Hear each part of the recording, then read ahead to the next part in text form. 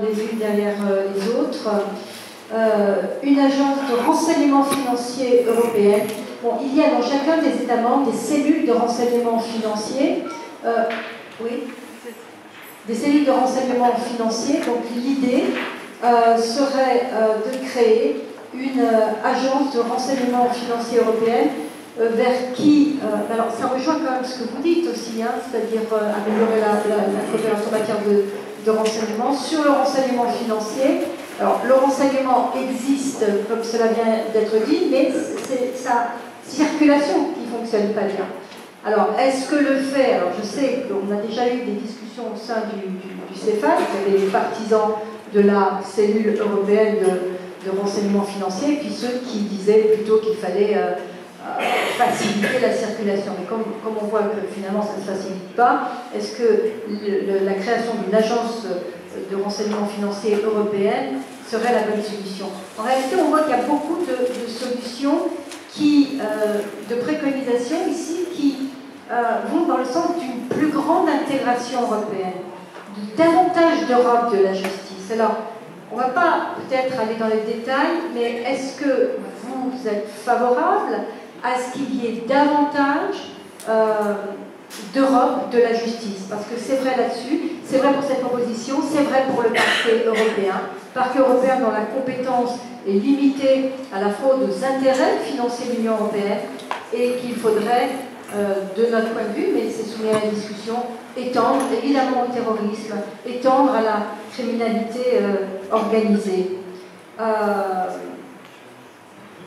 Et puis, cette idée, alors ça c'est une idée que j'avais eue il y a longtemps, je suis vraiment très très heureuse de l'entendre à nouveau, c'est l'idée de dépasser le parquet européen et d'aller vers la création d'une véritable cour pénale européenne.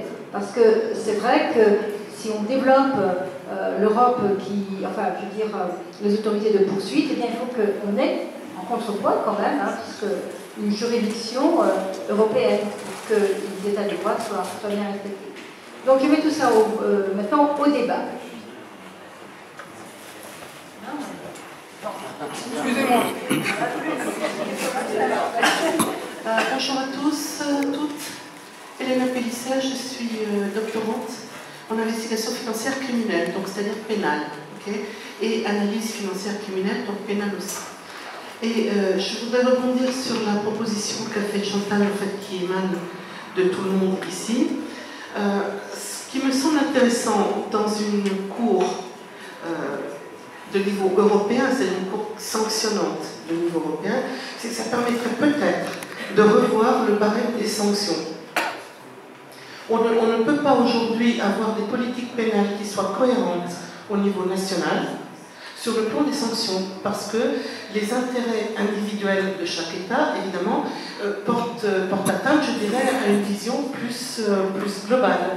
Donc l'intérêt de cette cour serait effectivement je dirais, de découpler ce qui relève de la politique nationale de ce qui relève d'une sanction pour des infractions qui sont très graves, qui sont des eurocrimes, d'accord, qui touchent à toute l'Union européenne et pas simplement à notre petite France, notre petite Italie, notre grande Espagne, peu importe, mais en tout état de cause, qui permettent peut-être de libérer la partie sanctionnante des choses. C'est-à-dire, un peu comme on a une cour pénale internationale ou un tribunal pénal pour la Yougoslavie sur certaines infractions, de réellement apporter, je dirais, le volet pénal à une sanction. Pourquoi? Parce qu'aujourd'hui, nous avons des eurocrimes qui sont de nature pénale, mais qui sont traités, pour l'instant, faute de mieux, par une sanction qui est plutôt de nature civile, c'est-à-dire confiscation.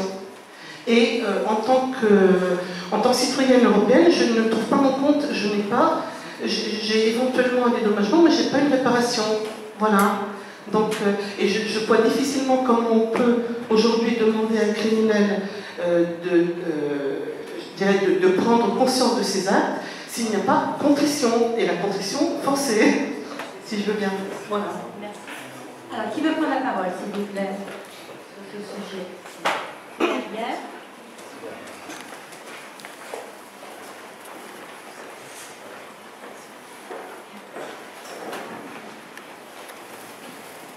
Oui, j'aimerais quand même insister sur quelque chose, je crois qu'il faut qu'on reste les pieds sur terre. Une cour pénale européenne, ça voudrait dire qu'on serait dans un État totalement fédéraliste. Or, je ne pense pas qu'actuellement on s'oriente quand même vers ça. L'Europe, c'est d'abord une construction de plusieurs États. On n'est pas encore à l'Europe fédéraliste où il y aura un code pénal européen. Ça, c'est la première des choses que je voulais dire. Deuxième chose, il existe quand même maintenant des instruments qui ont été incorporés dans tous les droits pénals nationaux, et notamment pour la protection des intérêts financiers lorsque les fonds européens sont en cause. On a retranscrit tel quel les dispositions d'une convention européenne pour la répression des délits qui mettraient en cause des fonds européens. Mais également pour les détournements purement nationaux, il existe aussi des moyens de répression et de coopération. Puis il y a aussi le mandat d'arrêt européen. Il y a quand même des avancées qui se font, pas forcément passant par l'institution d'une cour pénale européenne. Je crois surtout qu'il faut renforcer la coopération, peut-être le dispositif législatif, mais pas forcément en passant par une nouvelle institution qui va créer véritablement des problèmes de souveraineté et des problèmes de conflit. Voilà. Alors, est-ce qu'il y a quelqu'un qui voudrait prendre la contradiction de cette proposition? Quand on dit qu'il faut garder les pieds sur terre, moi je dis non. On est ici pour avoir développé une vision. Hein. Donc si on n'est pas capable d'avoir une vision utopique, on ne fera pas avancer les choses. Donc c'est pas moi qui vous apporte la contradiction là-dessus, je préférerais que ça vienne de la salle. Oui, alors moi je dirais peut-être au-delà de l'utopie, non, peut-être à côté de l'utopie, simplement je pense qu'il est illusoire de penser qu'on peut se permettre de ne pas... les criminels se jouent des frontières et ont beaucoup moins de lourdeur administrative que les États au niveau de la coopération. Donc je pense simplement qu'on ne peut pas se permettre de ne pas aller vers plus d'Europe en matière de coopération judiciaire et policière.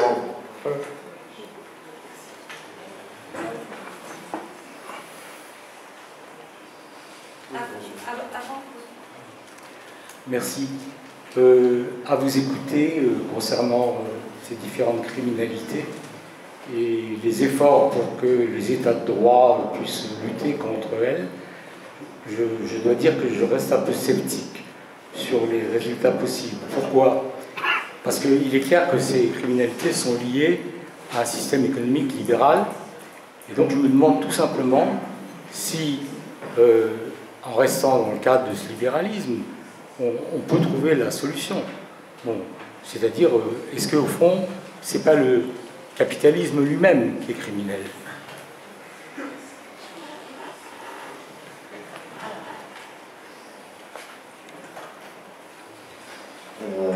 I will get back to the original formulation of the proposition, which was about the pan-European FIU, which is, I think, much more important for investigation and effectiveness of investigations and combating financial crime than the court. And I don't think it's a good remedy for the problems we have on this level, since the most important problem with financial intelligence is collecting suspicious transaction reports on national level and processing and analyzing information on national level. And the second most important problem is passing this information to respective other national countries or FIUs. So the pan-European FIU does not cure neither the first problem nor the second. I'd say it would be better to work with national FIUs to ensure they are functioning effectively. And also, I've noticed that in some of the countries like France and Austria and Switzerland, FIUs stop transmitting information through its channels once criminal investigations are initiated, which is a problem because if it was possible, criminal investigations would have been much more efficient and quick, using channels of FIU to transmit back information.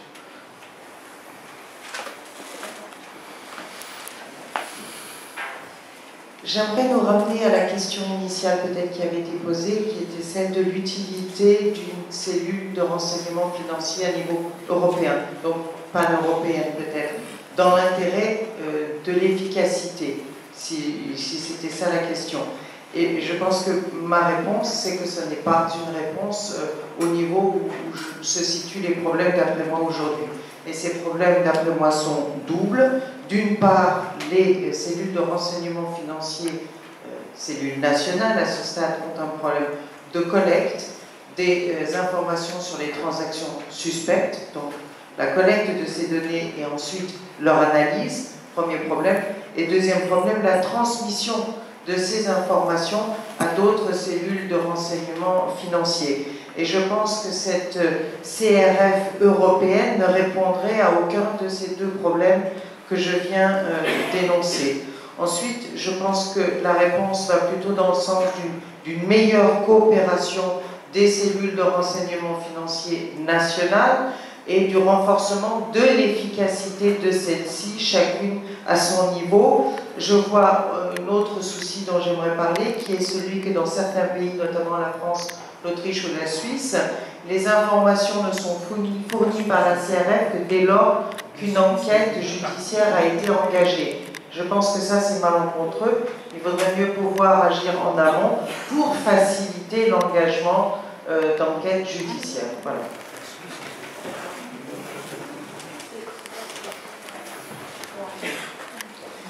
Je voudrais revenir sur cette question extrêmement générale d'approche de la construction de l'Union européenne. Par définition, étant moi-même plongé au milieu de l'évolution législative, ma tendance est d'être les pieds sur terre. Mais de temps en temps, il faut savoir regarder vers l'horizon et surtout se retourner sur la construction européenne. Qui aurait pu imaginer dans les anciens traités que la division en trois piliers qui écartait la justice pénale de tout recours à la législation européenne puisse être transformée par le traité de Lisbonne et qu'on puisse intervenir en cette matière sensible, une matière qui est en définitive liée à la substance de chaque État, c'est-à-dire la matière pénale. Alors oui, les difficultés, elles sont là. Et je crois que l'Union européenne a toujours avancé en faisant des sauts qualitatifs. Maintenant, quant à la faisabilité de cette cour pénale, je crois qu'elle pourrait être tout à fait calquée sur le problème de la compétence du parquet européen. Le parquet européen est établi sur une base extrêmement simple, c'est la directive protection des intérêts financiers. Donc cette directive établit en quelque sorte une norme commune à l'ensemble des États membres, et le parquet européen peut donc intervenir sur cette base. Alors qu'en est-il ensuite de ces enquêtes? Elles seront jugées, comme disait notre collègue ici, au plan national.